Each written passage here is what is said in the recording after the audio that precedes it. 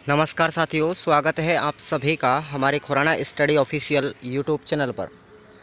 BSTC प्रथम वर्ष में अध्ययनरत सभी विद्यार्थियों के लिए मैं एक ऐसा मटेरियल कंटेंट तैयार किया है साथियों, जिसको पढ़ कर के आप लोग बीएसटीसी फर्स्ट ईयर में 65 से 70% बना सकते हो आसानी से। तो आप लोग केवल इन नोट्सों को पढ़ जाएं। ये जो नोट्स फॉर्मेट है ये हमारे क्वेश्चन सीरीज़ हैं, जिसके अंतर्गत परीक्षा में आने वाले इम्पॉर्टेंट क्वेश्चंस मैंने बताए हैं। और ये मैं आपको 20 गैस पेपर आपको दे रहा हूँ। 10 पेपर होंगे आपके, और प्रत्येक पेपर के 2 मॉडल पेपर यानी गैस पेपर आपको मैं प्रोवाइड करवा रहा हूँ। इनसे आप लोग पढ़ कर के अच्छे नंबर प्राप्त कर सकते हैं। ना कोई आपकी बैक लगेगी, ना आप फेल हो पाओगे। इसलिए आपको ये कोर्स हमारे एप्लीकेशन पर मिल जाएगा। और ये जितनी भी क्लासें यूट्यूब पर हो रही हैं साथियों, आपको सैंपल के लिए यूट्यूब पर 1 या 2 वीडियो पढ़ाया जाएगा। उसके बाद सारा का सारा कंटेंट आपको ये 20 मॉडल पेपर प्लस इनकी हैंड रिटन नोट्स पीडीएफ आपको हमारे ऐप पर मिलेगी। खुराना स्टडी ऑफिशियल एप्लीकेशन आपको डिस्क्रिप्शन बॉक्स में लिंक दिया गया है, उसको आप लोग डाउनलोड कर लें। और आपके लिए एक टेलीग्राम का लिंक भी दिया गया है, जिसमें आपको वीएसटीसी की सभी इन्फॉर्मेशन दी जाती है। डिस्क्रिप्शन बॉक्स में लिंक दिया गया है। चलिए अब हम आते हैं हमारे गैस पेपर पर। किस तरीके का आपका पेपर आएगा, आप लोग अपना टाइम टेबल देख सकते हैं। किस किस तारीख को आपका ये मॉडल पेपर करवाया जाएगा। बिल्कुल राइट टाइम पर शाम 6 बजे आपको ये मिल जाएगा आपके एप्लीकेशन पे। ठीक है साथियों, तो ध्यान दीजिए आप लोग। हमारे गैस पेपर पर आते हैं साथियों।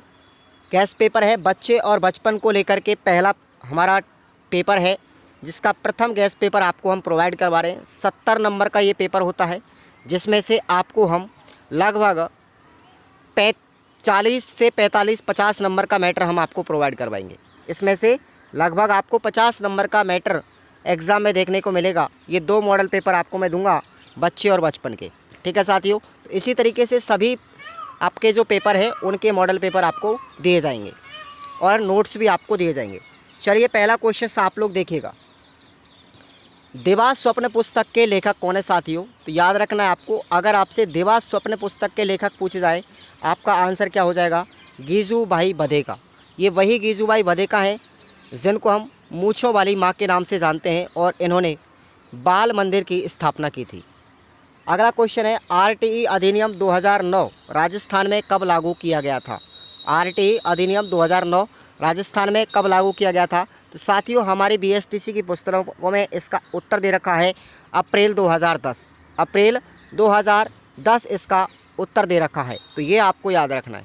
ठीक है, हालांकि कुछ राजस्थान ग्रंथ अकादमी और एनसीईआरटी की आरबीएससी की जो बुक हैं आप लोग रीड के लिए पढ़ेंगे, तो इसका राइट आंसर जो हो जाएगा साथियों वो है हमारा 1 अप्रैल 2011। राजस्थान की बात करें तो 1 अप्रैल 2011 आपका एनसीईआरटी या आरबीएससी की बुक में दिया गया है। और पूरे भारत की बात करें आरटी अधिनियम की, तो ये 1 अप्रैल 2010 को लागू किया गया था। 1 अप्रैल 2010 को पूरे ऑल ओवर इंडिया में लागू किया गया था, जम्मू कश्मीर को छोड़ करके, और राजस्थान में लागू किया गया था 1 अप्रैल 2011 को। ये एनसीईआरटी और आरबीएससी की डेट है। लेकिन आपसे अगर पूछा जा रहा है एसटीसी की बुक के अकॉर्डिंग, तो आपको उत्तर करना चाहिए अप्रैल 2010। ठीक है ना? तो देखिएगा आप लोग अगला क्वेश्चन। सीखना एक सामाजिक सांस्कृतिक प्रक्रिया है, उपरोक्त कथन किसका है भाई? याद रखना है, सामंजस्य यानी सामाजिक और सांस्कृतिक जो सिद्धांत दिया था वो दिया था साथियों लेव बायोगोत्स्की ने। किसने दिया था? लेव बायोगोत्स्की ने ये सिद्धांत दिया था। अगला क्वेश्चन है, अवलोकन की प्रक्रिया में मूलतः कितने चरण होते हैं? तो आंसर क्या करने आता है?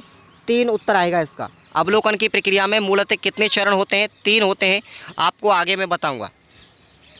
अगला क्वेश्चन है, जॉन हॉल्ट की लोकप्रिय 2 पुस्तकों के नाम। तो जॉन हॉल्ट के द्वारा पुस्तकें कौन कौन सी लिखी गई थी? पहली पुस्तक का नाम है बच्चे असफल कैसे होते हैं, और दूसरी पुस्तक का नाम है बच्चे कैसे सीखते हैं। तो ये 2 पुस्तक जॉन हॉल्ट की आपको याद करके जाना है, याद रखना है चीज़। अगला क्वेश्चन है आपका, आईपीईसी का पूरा नाम। आईपीईसी का पूरा नाम है साथियों international programme for elimination of child labour.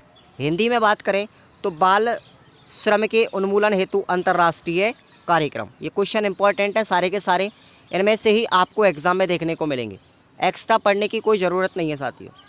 अगला क्वेश्चन है आपका, बाल विकास की अवधारणा में सुसंबद्ध को समझाइए। देखिए ये 3 शब्द आपको मैं बता रहा हूँ, एक तो है सुसंबद्ध, दूसरा है क्रमबद्ध और तीसरा है हमारा एक और पॉइंट है। तो ये 3 पॉइंट आपको बाल विकास की अवधारणा से संबंधित हैं, आपकी बुक में दिए गए हैं, लेकिन आपसे सुसंबद्ध के बारे में पूछा गया है।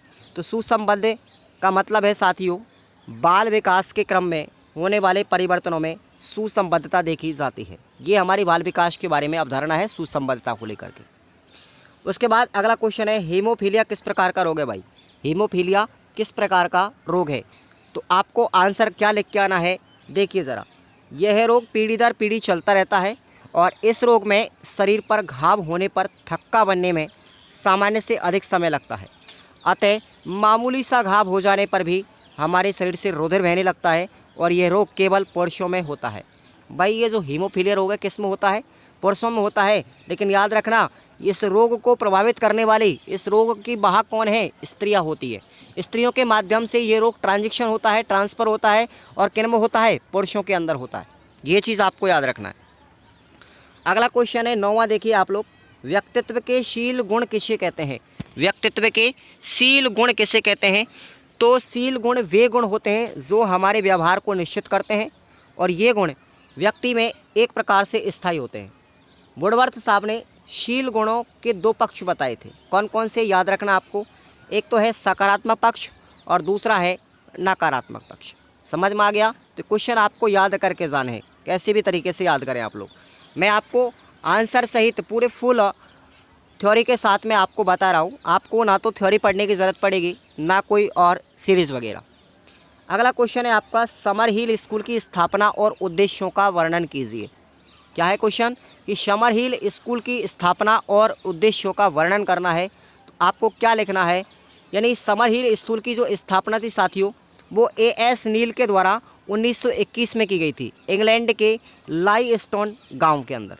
इंग्लैंड का एक गांव है लाइस्टोन, वहां पर एएस नील के द्वारा समर हिल स्कूल की स्थापना की गई थी 1921 में। समर हिल स्कूल जो है एक आधुनिक स्कूल था। इस स्कूल में 5वीं से कक्षा 5 वर्ष से लेकर के 16 वर्ष तक के बच्चों को शिक्षा दी जाती थी। यह एक स्वतंत्र अर्थात मनमर्जी का स्कूल था। प्रश्न ये भी पूछा जा सकता है कि भाई इस स्कूल को मनमर्जी का स्कूल क्यों कहा जाता है? तो यही प्रश्न आपको उत्तर लिख के आना है। समर स्कूल को मनमर्जी का स्कूल कहा जाता है, स्पष्ट कीजिए। तो यही उत्तर इसका हो जाएगा। बच्चों पर किसी भी प्रकार का कोई दबाव नहीं होता था, वे तनाव मुक्त वातावरण में रहते थे। बच्चे स्वयं इच्छा अनुसार नियम बना करके उसका पालन करते थे। यहाँ बच्चों को 3 वर्गों में बांटा गया था। इस स्कूल की प्रणाली में बच्चों को 3 वर्गों में बांटा गया था। समर हिल स्कूल में इस बात पर ज़्यादा जोर डाला गया कि सीखना उतना महत्वपूर्ण नहीं है जितना उसके व्यक्तित्व और चरित्र का निर्माण करना है। इसलिए समर हिल स्कूल में सबके जो अधिकार थे वो कैसे थे? समान थे, इक्वल थे। आ गया प्रश्न समझ में? अगला क्वेश्चन है, गीजूभाई वधेका के बाल मंदिर में शिक्षक में क्या क्या विशेषता होनी चाहिए? यानी गीजूभाई वधेका ने जो बाल मंदिर की स्थापना की थी उसके संदर्भ में एक शिक्षक के क्या क्या विशेषता होनी चाहिए, क्या क्या गुण होने चाहिए, उसका आंसर आपको लिखना है। तो ये आपको मैंने क्वेश्चन अथवा में दिया है, इस क्वेश्चन को भी आप लोग देख के जाएंगे। आपकी सीरीज़ जो है उस सीरीज़ में आप लोग निशान लगा लीजिए, ये इंपॉर्टेंट क्वेश्चन है, इनसे बाहर नहीं जाएगा। ठीक है ना भाई? देखो, सामान्य व्यक्ति के पास सब कुछ अवेलेबल होता है, सीरीज़ होती हैं, किताबें होती हैं, सब कुछ होता है, लेकिन पढ़ना क्या है, क्या प्रश्न आएगा एग्ज़ाम में, उसको नज़रबंद नहीं कर सकता व्यक्ति। ठीक है ना? वो आप लोग खुद इस चीज़ को तय नहीं कर सकते कि क्या पढ़ना चाहिए। इसलिए आपको एक मार्गदर्शन की आवश्यकता है और आप लोग पढ़ें जो मैं आपको पढ़ा रहा हूँ। आरटी अधिनियम 2009 में बच्चों को कौन कौन से अधिकार प्रदान किए गए हैं? याद रखना, आरटी अधिनियम 2009 है, उसमें बच्चों को अधिकार कौन कौन से दिए गए हैं। प्रश्न अगर पूछा जाए तो उत्तर सुनिए आप लोग। पहला अधिकार दिया गया था कि 6 वर्ष से लेकर के 14 वर्ष तक के बच्चों को क्या दी जाएगी? निःशुल्क शिक्षा की व्यवस्था की जाएगी। कोई भी बालक किसी भी प्रकार की फीस या व्यय नहीं करेगा, यानी बच्चों को फ्री एडमिशन होगा और निःशुल्क शिक्षा दी जाएगी। निःशक्त बालकों को निःशुल्क और अनिवार्य शिक्षा प्रदान करने का अधिकार भी आरटी के अंदर दिया गया और 14 वर्ष के बाद प्रारंभिक शिक्षा पूर्ण होने तक निःशुल्क शिक्षा प्राप्त करने का वो हकदार विद्यार्थी होगा। यानी 14 वर्ष तक किसी भी विद्यालय में अपनी शिक्षा को पूरी करके ले जाएगा, प्रारंभिक शिक्षा को। किसी भी विद्यालय में अगर उसकी प्रारंभिक शिक्षा पूरी हो जाती है तो उस बच्चे की टीसी काट दी जाती है, और टीसी काटने के बाद में वो किसी भी विद्यालय में अपना एडमिशन ले सकता है 9वीं के बाद में। आया समझ में? तो ये आपके आरटी अधिकार के अंतर्गत बच्चों को कुछ अधिकार दिए गए हैं, ये आपको याद रखना है। और अगर इस प्रश्न के अलावा आपको एक प्रश्न और याद रखना है, शिक्षकों व बालकों के दायित्व आपको लिखने हैं आरटी अधिनियम 2009 के अंतर्गत। कौन कौन से दायित्व शिक्षकों के हैं और कौन कौन से दायित्व विद्यालयों के हैं, तो ये प्रश्न आपको पढ़ के जाना है, ठीक है ना। अगला क्वेश्चन है, बाल केंद्रित बालक को विकास के आनुवंशिक व परिवेश कैसे प्रभावित करते हैं, आपको लिखना है। यानी बालक का जो विकास होता है उसमें आनुवंशिकता और उसका परिवेश किस तरीके से भूमिका निभाता है, चलिए सुनिए आप लोग। सबसे पहले बच्चे के विकास को जो हेरिडिटी है, आनुवंशिकता है, वो कैसे प्रभावित करेगी। प्रत्येक बच्चा कुछ जन्मजात गुणों को लेकर के पैदा होता है। बच्चों में जन्म से ही कुछ क्षमताएं भी विकसित होती है जो उन्हें भाषा सीखने में मदद करती है। अतः आनुवंशिकता व्यक्ति में माता पिता से प्राप्त विशेषताओं की उसके व्यक्तित्व में एवं व्यवहार में बहुत ज़्यादा भूमिका या योगदान करती है। उसके बाद परिवेश की क्या भूमिका है विकास में। बालक में परिवेश ही समस्त नए प्रकार के सीखे गए व्यावहारिक क्रियाओं और कौशलों के लिए उत्तरदायी होता है। बच्चा वातावरण में रहेगा, परिवेश में रहेगा, वहीं से अनुकरण करके हर कुछ चीज़ को सीखता है। भाषा, आदतें, रुचियाँ, परंपराएं और कौशलों एवं योग्यताओं का विकास भी बच्चे में परिवेश के माध्यम से ही होता है। तो ये प्रश्न आपको याद रखना है। और अथवा में आपको प्रश्न दिया गया है, बाल विकास से क्या आशय है, विकास के विभिन्न आयामों का उल्लेख कीजिए। इंपॉर्टेंट क्वेश्चन है। बाल विकास किसको कहते हैं, आपको याद रखना है। मौर्य मॉन्टेसरी की परिभाषा लिखिए, ठीक है ना, या फिर आप किलपैट्रिक की परिभाषा लिखिए। बाल विकास की आपको एक तो परिभाषा याद करनी है, और दूसरा आपके विकास के जो आयाम है जैसे सामाजिक विकास, शारीरिक विकास, मानसिक विकास, ठीक है ना, इनको भी आपको परिभाषित करना है। तो ये आप लोग अपनी सीरीज में आंसर देख लें। क्वेश्चन मैंने निशान लगा दिया है। गामक विकास से क्या आशय है, इसके प्रकार बताते हुए विशेषता लिखिए। भाई गामक विकास किसको कहते हैं और ये कितने प्रकार का होता है, इसकी क्या क्या विशेषताएं होती हैं। तो गामक विकास कहते हैं साथियों, शरीर के विभिन्न मांसपेशियों को नियंत्रण करने की क्षमता जिस विकास के द्वारा आती है उसे हम गामक विकास कहते हैं। और गामक विकास दो प्रकार का होता है।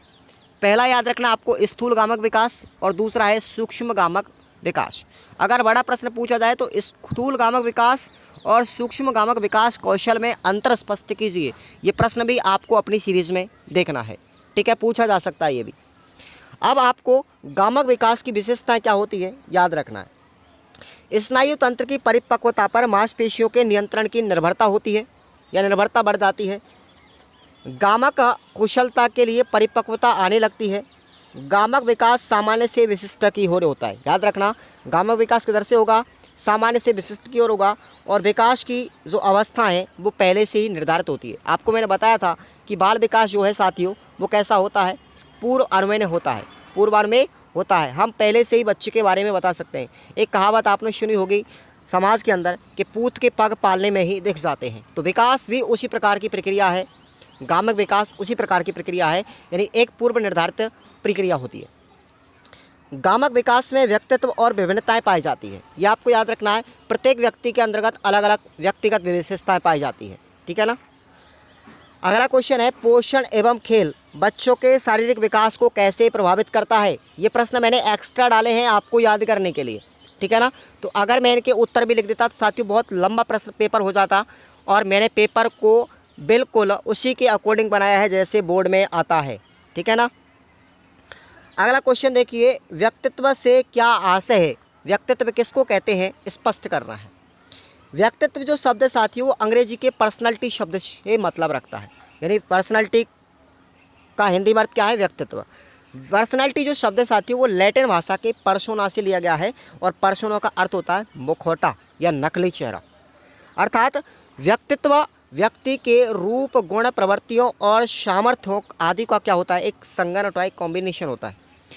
वह व्यक्ति और पर्यावरण की परस्पर अंतःक्रिया का परिणाम है। व्यक्तित्व व्यक्ति और पर्यावरण के मध्य में जो होने वाली अंतःक्रिया है वो क्या बनाती है, व्यक्तित्व का निर्माण करती है।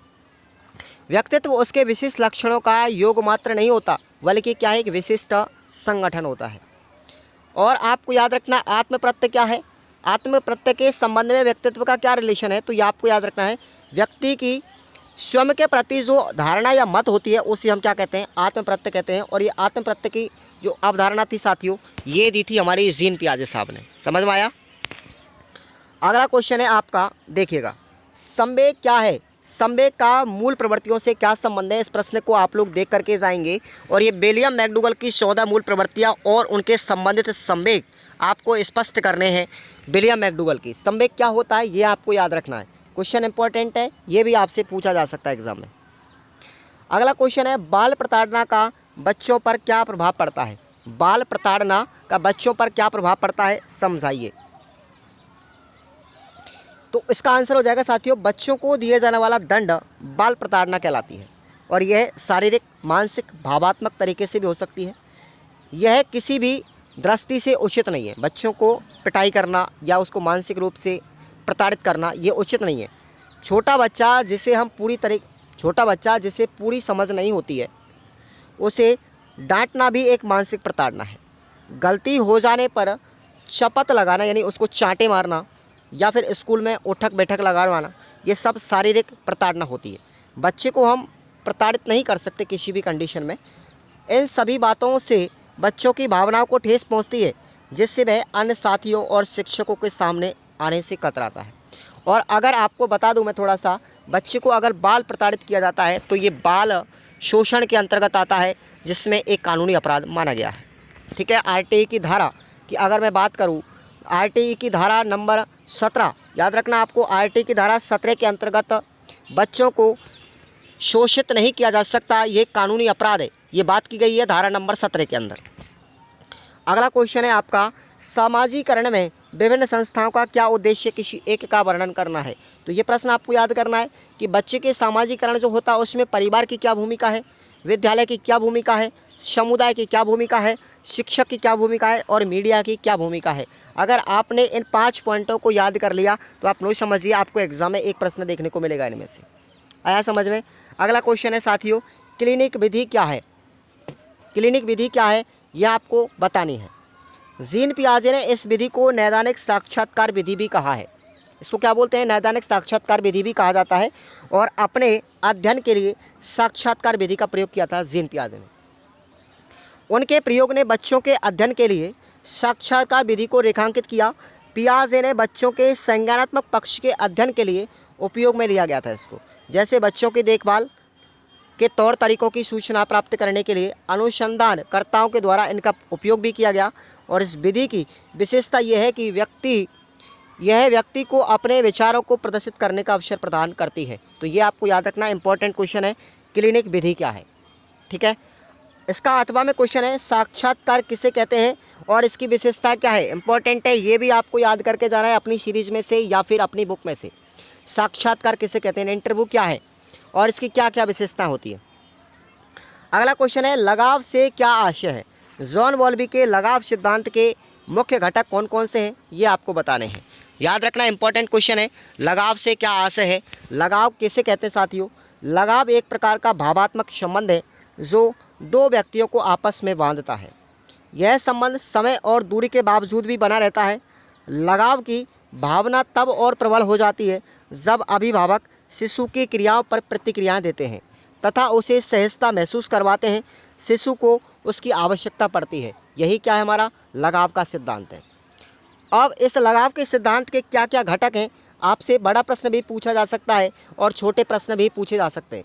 तो लगाव के घटक है हमारा सुरक्षित संसार, सुरक्षा आधार, संबंधों की घनिष्ठता और अलग होने पर तनाव। इन पॉइंटों को विस्तार से भी आप लोग याद करके जाना है। ठीक है, ये आपको याद रखना है चीज़। इसके अथवा में क्वेश्चन आपको याद रखना है, फ्राइड ने आंतरिकरण की संज्ञा किसे दी है अथवा फ्राइड के मनोविश्लेषणवाद का संक्षिप्त में वर्णन कीजिए। तो ये प्रश्न इंपॉर्टेंट है, इस प्रश्न को आप लोग याद करके जाएंगे अपनी सीरीज में से। ठीक है, अगला क्वेश्चन देखिए, राजस्थान बाल अधिकार संरक्षण के गठन के उद्देश्य लिखिए। राजस्थान बाल अधिकार संरक्षण जो आयोग था बनाया गया था, उसके गठन के क्या उद्देश्य हैं। पहला उद्देश्य है बाल अधिकारों से संबंधित विधियों में बाल अधिकारों एवं उनके सुरक्षा हेतु दिए गए प्रावधानों का परीक्षण एवं रिव्यू करके उनके प्रभावशाली क्रियान्वयन हेतु अनुशंसाएं प्रस्तुत करना। दूसरा उद्देश्य है केंद्र सरकार एवं राज्य सरकार को वार्षिक या अन्य कोई अवधि में उक्त विधियों की कार्यशैली पर प्रतिवेदन प्रस्तुत करना। तीसरा उद्देश्य है इसका बाल अधिकारों के उल्लंघन से संबंधित मामलों की जांच करना एवं उन पर कार्रवाई करने हेतु अनुशंसा प्रस्तुत करना। चौथा उद्देश्य है उन सभी कारकों की जांच करना जो बालकों के अधिकारों को प्राप्त करने में रुकावट पैदा करते हैं एवं उनके उपचार हेतु अनुशंसा करते हैं। नेक्स्ट इसका उद्देश्य है साथियों विशेष देखभाल एवं संरक्षण की आवश्यकता रखने वाले बच्चों के मामलों का अध्ययन करना एवं उनके उपचारों हेतु उनकी अनुशंसा करना। छठवां उद्देश्य बाल अधिकारों से संबंधित अंतर्राष्ट्रीय संधियों एवं अन्य दस्तावेजों में निर्धारित नीतियों का अध्ययन करना एवं उनके प्रभावशाली क्रियान्वयन हेतु अनुशंसाएं प्रस्तुत करना। अगला इसका उद्देश्य है बाल अधिकारों से संबंधित शोध कार्यों को बढ़ावा देना। आठवां उद्देश्य समाज में बाल अधिकारों से संबंध में जन जागरूकता पैदा करना। नौवां उद्देश्य है बालकों एवं किशोरों के सुरक्षा गृहों एवं अन्य स्थानों जहां उन्हें आवास प्रदान किया जाता है या उनका निरीक्षण किया जाता है या दोषियों के विरुद्ध उनकी आवश्यक कार्यवाही करना होता है। ये आपको उद्देश्य याद रखने हैं। अगला उद्देश्य इसका बाल अधिकारों के उल्लंघन या फिर विधियों के अप्रभावी क्रियान्वयन एवं नीतियों आदि के संबंध में प्राप्त शिकायतों का परीक्षण करना और उनके संबंध में स्वतः संज्ञान लेकर के बच्चे को राहत प्रदान करना। ये आपके क्या है, ये आपको अधिकार याद रखने हैं जितने भी आपके क्या है उद्देश्य है बाल अधिकार से संबंधित। अगला क्वेश्चन है आपका इसके अथवा में आज के संदर्भ में बचपन को आकार देने वाले प्रमुख पहलुओं का विश्लेषण कीजिए। इस प्रश्न के उत्तर को आप लोग खुद याद कर लेंगे, ठीक है भाई। अगला क्वेश्चन आपको मैं बता दूं ये निबंधात्मक प्रश्न था। अगला हमारा प्रश्न है निबंधात्मक वृद्धि एवं विकास में अंतर को स्पष्ट कीजिए। इंपॉर्टेंट क्वेश्चन है वृद्धि एवं विकास में अंतर क्या है, ठीक है। रीड की दृष्टि से भी इंपॉर्टेंट क्वेश्चन है ये।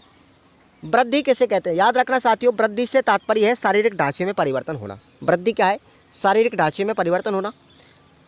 प्रौढ़ अवस्था में परिपक्वता ग्रहण करने पर वृद्धि क्या होती है, रुक जाती है। वृद्धि शरीर में परिमाणात्मक परिवर्तनों की एक परिचायक होती है। वृद्धि से बालकों के हाथ पैर लंबे हो जाते हैं और उनका वजन बढ़ जाता है और आकार में अनुपात में भी परिवर्तन होने लगता है और वृद्धि का मापन किया जा सकता है। लेकिन विकास क्या है साथियों, अब विकास के बारे में याद रखना। विकास जो है बालक में होने वाले संपूर्ण परिवर्तनों से है, जैसे शारीरिक विकास, मानसिक विकास, संवेगात्मक विकास। ये सारे जो विकास के आयाम हैं संपूर्ण आयामों की दृष्टि से अगर बात करें वही विकास है। विकास की प्रक्रिया प्रगतिशील होती है अर्थात आजीवन चलती रहती है, एक सतत प्रक्रिया, निरंतर प्रक्रिया, कंटिन्यूअस प्रोसेस है क्या, डेवलपमेंट। विकास बालक में गुणात्मक व परिवर्तनों का परिचय कैसे होते हैं, गुणात्मक भी होता है और परिमाणात्मक भी होता है, जबकि वृद्धि क्या है, केवल परिमाणात्मक है। विकास से बालक के हाथ पैरों की कार्य क्षमता एवं उसकी कार्यकुशलता में वृद्धि होती है, जबकि वृद्धि में केवल बढ़ोतरी होती है। विकास के परिवर्तनों का मापन नहीं किया जा सकता, केवल उनके परिवर्तनों को आंका जा सकता है या फिर अनुभव किया जा सकता है। विकास एक क्रम होता है और इसकी कुछ अवस्थाएं भी होती हैं। याद रखना आपको बाल विकास के संबंध में अगर आपसे पढ़ाया जाए कि भाई साइकोलॉजी क्या चीज़ होती है, तो साइकोलॉजी में आपको बाल विकास ही चल रहा है हमारा ये निर्मल क्लासेस करौली। निर्मल क्लासेस करौली आप लोग यूट्यूब चैनल सर्च करेंगे यूट्यूब पर, ठीक है भाई। और इस पर आपको जितनी भी रीड प्री और मेंस की क्लास है सबको मैंने फ्री पढ़ाया है। और हमारा जो एप्लीकेशन है खुराना स्टडी ऑफिशियल, जिसका डिस्क्रिप्शन बॉक्स में लिंक दिया गया है, उस पर आपको ये कोर्स मिलेगा रीड प्री और मेंस का बिल्कुल फ्री कोर्स में, ठीक है ना। चलिए अगला क्वेश्चन है सूक्ष्म गामक कौशल कौन कौन से हैं। सूक्ष्म गामक कौशल कौन कौन से हैं उनके बारे में आपको समझा रहा है। आपको मैंने अभी ऊपर बताया था स्थूल गामक विकास कौशल और सूक्ष्म गामक विकास कौशल, इनके बारे में आपको टिप्पणी लिखनी है, तो ये प्रश्न आपको पढ़ के जाना है। अगला क्वेश्चन है संवेगों को प्रभावित करने वाले कौन कौन से कारक हैं साथियों, उनके बारे में आपको व्याख्या करनी है। संवेगों को संवेग जो हैं उनको प्रभावित करने वाले कारक मैंने आपको अभी ऊपर बताया था कि संवेग जो है वो क्या है, किसे कहते हैं और इसके कौन कौन से संवेग हैं। व्यक्ति के अंदर 14 संवेग और 14 मूल प्रवृत्तियां विलियम मैकडूगल के अनुसार बताई थी। उस प्रश्न को भी आप लोग पढ़ के जाएंगे। और अब संवेगों को प्रभावित करने वाले कारक कौन कौन से हैं ये प्रश्न आप लोग देखिएगा। पहला कारक है आपका आयु एवं परिपक्वता। बच्चों के जन्म के पश्चात कुछ दिनों तक संवेगों का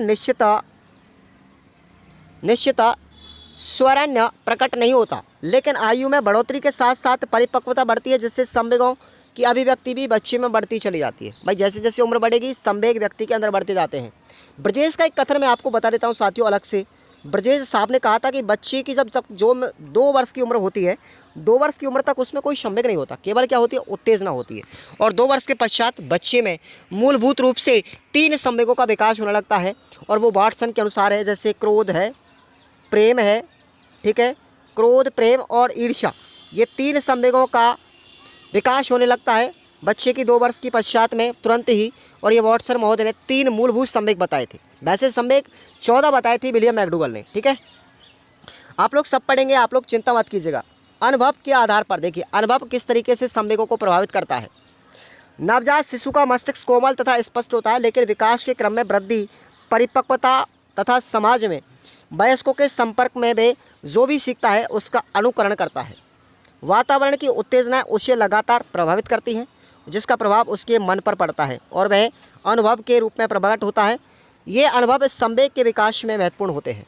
जैसे उदाहरण की बात करें हम, अग्नि या गर्म वस्तु को स्पर्श करते ही बच्चे को अनुभव हो जाता है कि भाई आग पकड़ने से हाथ जल जाएंगे, तो ये कहलाता है अनुभव। भाई उम्र बढ़ेगी तो बच्चे को अनुभव बढ़ेगा, अनुभव बढ़ेगा तो अधिगम होने लगेगा, और अधिगम जब होने लगेगा तो व्यक्ति का विकास पूरी तरीके से माना जाएगा।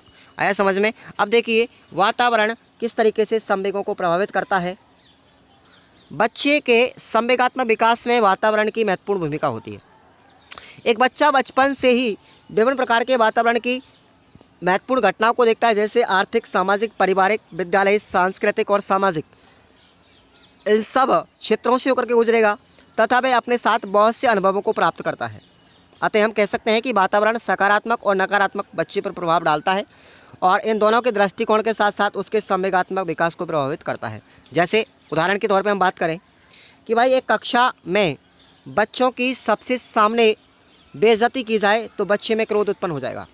माता पिता के द्वारा गतिविधियों के सामने बच्चे की उपेक्षा की जाए या प्रशंसा की जाए तो बच्चा प्रशंसा करने पर प्रसन्न हो जाएगा, और अगर उपेक्षा की जाती है तो वो दुखी हो जाएगा, ठीक है ना। अगला क्वेश्चन इसके अथवा में आपको मैंने दिया है, एरिक एरिक्सन का जो मनोसामाजिक सिद्धांत था साथियों, वो आपको याद करके जाना है।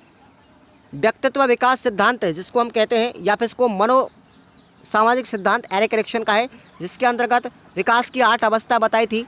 और ये इंपॉर्टेंट क्वेश्चन है, ये आपको देख के जाना है साथियों। अगला क्वेश्चन है हमारा नेक्स्ट इस पेपर का, वो है उपाख्यान या फिर एनेक्डोटल अभिलेख जो है क्या है, ये कितने प्रकार का होता है। याद रखना एनेक्डोटल अभिलेख, या हिंदी में प्रश्न भी पूछा जा सकता है उपाख्यान, ठीक है। ऐसे ऐसे शब्द हैं जो आपको नहीं आते, वो मैं आपको बता रहा हूँ। अब सबसे पहले हम बात करेंगे उपाख्यानक या एनेक्डोटल अभिलेख के बारे में। उपाख्यानक अभिलेख का प्रयोग विद्यालयों में अधिकता से किया जाता है। छोटे बच्चों के कार्य एवं व्यवहार अथवा किसी विशेषता का उल्लेख उपाख्यानक अभिलेख में किया जाता है। लुइस के अनुसार उपाख्यानक अभिलेख किसी भी छात्र के जीवन की सबसे महत्वपूर्ण घटना की एक रिपोर्ट प्रदान करता है। विलर्ड के अनुसार याद रखना, विलर्ड ने क्या बताया है कि विलर्ड ने उपाख्यानक अभिलेख की एक परिभाषा में लिखा है कि उपाख्यानक अभिलेख एक ऐसी सामान्य आख्या है जिसमें कि निरीक्षण जो अवलोकन करता होता है उसकी दृष्टि से किसी भी छात्र के संबंध में महत्वपूर्ण घटना का उल्लेख किया जाता है। ये कहलाता है हमारा एनेक्डोटल अभिलेख। अब एनेक्डोटल अभिलेख जो होता है साथियों कितने प्रकार का है, आपको मैं बता देता हूँ। 4 प्रकार का होता है।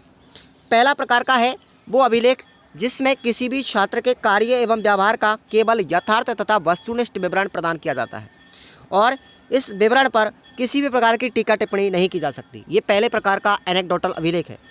दूसरे प्रकार का एनेक्डोटल अभिलेख वह होता है जिसमें विवरण एवं टीका टिप्पणी दोनों साथ साथ किए जाते हैं। तीसरा टाइप है इसका, तीसरे प्रकार के उपाख्यानक अभिलेख में विवरण टीका टिप्पणी के साथ साथ समस्याओं का समाधान भी उसमें लिखा जाता है। और चौथे प्रकार का जो उपाख्यानक अभिलेख है उसमें विवरण, टीका टिप्पणी, समस्या के समाधान के साथ साथ भविष्य में उपचार संबंधी सुझाव भी उसमें दिए जाते हैं। तो ये 4 प्रकार के आपके एनेक्डोटल अभिलेख हैं, ये आपको याद करके जाने हैं तो जाने ही है। अगला क्वेश्चन है आपका, जेंडर से क्या आशय है और जेंडर का विकास किन कारकों पर निर्भर करता है, स्पष्ट कीजिए। ये प्रश्न भी आपको अपनी सीरीज़ में या बुक में पढ़ के जाना है। में आपको चिंता नहीं करनी है। ये वही प्रश्न है जो आपको आगामी परीक्षा में देखने को मिलेंगे। अगर आपने आज कोर्स नहीं लिया और नहीं पढ़ा और जब प्रश्न आपके छपेंगे एग्जाम में तो आप लोग पछताएंगे कि अगर हम पढ़ लेते तो आज बैक नहीं लगती और हमसे ये अवस्था नहीं देखी जाती, और आप लोग जब फेल हो जाते हो या फिर बैक लग जाते तब मुझे कॉल करते हो। इसलिए आपको बिल्कुल ये नाममात्र का शुल्क है, 109 रुपये आप लोग लगाएंगे, इस कोर्स को परचेस करेंगे। और आपको जो टाइम टेबल मैं निर्धारित कर रहा हूँ, ठीक है ना, ये टाइम टेबल आप लोग एक बार फिर से रिवाइज कर लीजिए। हमारी जो क्लासों का टाइम टेबल है फर्स्ट ईयर वालों का, इतने तारीख को आपके ये मॉडल पेपर होंगे, चिंता नहीं करना है। और ये एक मॉडल पेपर ही है, गेस्ट पेपर ही है साथियों, ठीक है। मैं पिछले 4-5 सालों से बच्चे को तैयारी करवा रहा हूँ, और जो बच्चे यहाँ से पढ़ के जा रहे हैं, जो कोर्स ले रहे हैं ना, वो बिल्कुल आज सुखी जीवन जी रहे हैं और अपनी तैयारी को मजबूत करके रीट की तैयारी कर रहे हैं। कुछ बच्चे तो रीट में सेलेक्टेड भी हो चुके हैं। तो ये आपको नहीं सोचना है कि हमारे पास मटेरियल सबके पास में होता है, लेकिन एक मार्गदर्शन की उचित आवश्यकता होती है। उचित मार्गदर्शन बच्चे को मिल जाता है तो वो बच्चा कहीं भी असफल नहीं हो सकता। और मैं राजस्थान में एक बार फिर से राजस्थान के लगभग 5 से 10 हज़ार स्टूडेंटों को ये मैटर प्रोवाइड करवा रहा हूँ। जैसे पिछली बार बच्चों को करवाया था, आज भी वो बच्चे मुझे याद कर रहे हैं और याद करते रहेंगे जीवन में जब भी मेरा नाम लिया जाएगा। एसटीसी जितनी भी कॉलेज है राजस्थान की, ऐसी कोई कॉलेज नहीं जो मेरा नाम नहीं जानती हो। तो साथियों बहुत बहुत धन्यवाद, आप ये कोर्स परचेज़ कीजिएगा। बहुत नाममात्र का शुल्क है, कोई सी ज़बरदस्ती नहीं है कि आप लोग लीजिए ना लीजिए, आप कहीं से भी पढ़ें, मुझे कोई दिक्कत नहीं है, लेकिन मैं केवल आपको एक मार्गदर्शन कर रहा हूँ, एक उचित निर्देशन दे रहा हूँ। धन्यवाद साथियों।